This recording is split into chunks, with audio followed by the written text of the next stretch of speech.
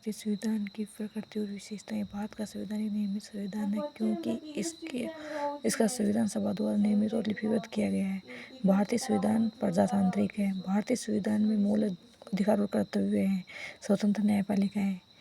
भारत की प्रस्तावना में कुछ शब्द जोड़े गए हैं जिनका मतलब अर्थ होता है पंथ-निरपेक्ष राज्य का कोई धर्म नहीं होगा, बंधुत्व और भाईचारे की भावना होगी, गणतंत्र राज्य प्रमुख निर्वाचित होगा जैसे कि राष्ट्रपति का निर्वाचन होगा, न कि वंशानुगत होगा। संप्रभुता राज्य अपने मामलों के निस्तारण के लिए स्वतंत्र है। लोकतंत्र जनता का जनता के लिए जनता के द्वारा शासन होता है। वैश्विक मताधिकार लोकसभा और राज्यसभाओं के निर्वाचन का आधार है। अनुच्छेद 356 लोकसभा और राज्यों की विधानसभाओं के लिए निर्वाचन का वैश्विक मताधिकार के आधार पर होना उपबंधित है। मतदाता की आयु वर्ष 1989 में 61वें संविधान संशोधन द्वारा 21 वर्ष से घटाकर 18 वर्ष कर दी गई है।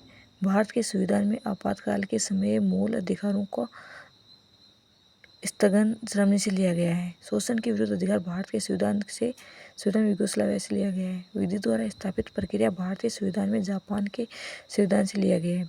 प्रस्तावनाओं के प्रारंभिक शब्द यूएसए से और संविधान के अंतिम शब्द आयरलैंड के संविधान से लिया गया है। प्रारंभिक शब्द है हम भारत के लोग हैं। अंतिम शब्द अंगीकृत, अधिनियमित और आत्मार्पित। भारत का संविधान उद्धार का थिल्ला है। आइवर्जेनिक्स ने उसकी आलोचना की थी। जवाब में तर्क है भारत का संविधान मौलिक नहीं है लेकिन किसी भी देश की नकल भी नहीं है। दरअसल हमने विश्व के अनेक देशों के संविधान पढ़ा और भारतीयकरण किया गया है।